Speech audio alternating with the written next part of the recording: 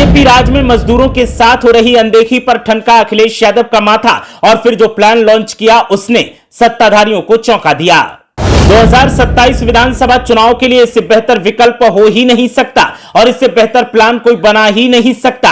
अब की बार होगा आर या पार। अखिलेश यादव ने प्रेस वार्ता कर जो कहा उसने सत्ताधारियों की परेशानी को बढ़ा दिया और सत्ताधारियों के पेशानी पर बढ़ा दी चिंता की लकीरें। अब तो करो या मरो के हालात हो गए, लेने के देने पड़ गए। उत्तर प्रदेश विधानसभा चुनाव की तैयारियों में लगी समाजवादी पार्टी एक के बाद एक मुद्दों को धार दे रही है और अब समाजवादी पार्टी के प्रमुख अखिलेश यादव ने मजदूर वर्ग के साथ खड़े होने का फैसला किया है। मजदूरों की हो रही अनदेखी, उनकी हकमारी को लेकर उन्होंने प्रेस वार्ता कर नाराजगी जाहिर की और अखिलेश यादव ने जो कुछ कहा उसने 2027 के लिए रास्ता साफ कर दिया। अखिलेश यादव की इस प्रेस वार्ता में जो बातें कही गई उन बातों पर सियासी जानकारों का कहना है कि सत्ताधारी पार्टी को शिकस्त देने के लिए समाजवादी पार्टी ने अब एकदम सही मुद्दे को पकड़ा है और सही वर्ग को अपने साथ लेने का प्लान बनाया है। अखिलेश यादव ने प्रेस वार्ता की और जमकर सत्ताधारी पार्टी पर निशाना साधा। समाजवादी पार्टी ने एक बार फिर मजदूरों के हक में मजबूत आवाज उठाई है। लखनऊ स्थित पार्टी मुख्यालय के डॉक्टर राम मनोहर लोहिया सभागार में समाजवादी पार्टी ने मजदूर सभा की अहम बैठक की।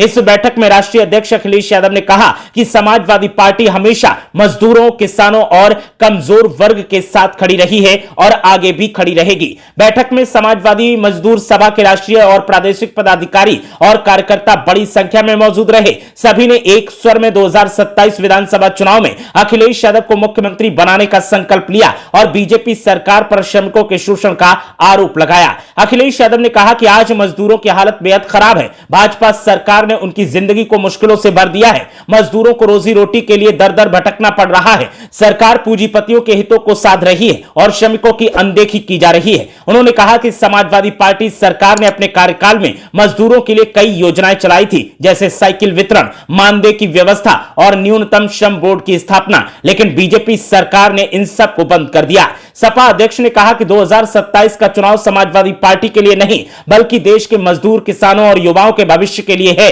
भाजपा की झूठी नीतियों को बेनकाब किया जाएगा और समाजवादी सरकार बनाकर सबको न्याय दिलाया जाएगा। समाजवादी मजदूर सभा ने इस मौके पर कई बड़ी मांगें रखी और कहा कि सरकार बनने पर इन मांगों को जरूर पूरा किया जाए। सपा ने जो भी मांगें रखी गई हैं उनमें सभी खाली पदों पर एकमुश्त भर्ती, मनरेगा की मजदूरी को मजबूत करना, शहरी रोजगार गारंटी कानून लागू करना, न्यूनतम मजदूरी 26,000 प्रतिमाह तय करना, पुरानी पेंशन स्कीम बहाल करना, आवारा पशुओं से फसलों की सुरक्षा, श्रमिक यूनियन बनाने का अधिकार, श्रम संहिता को रद्द करना, झुग्गी बस्तियों में रहने वालों को उजाड़ने पर रोक लगाने जैसी तमाम मांगे की हैं।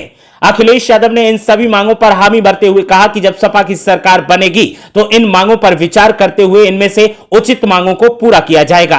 राजनीति की ताजा तरीन अपडेट जानने के लिए आप देखते रहिए यादव विजन।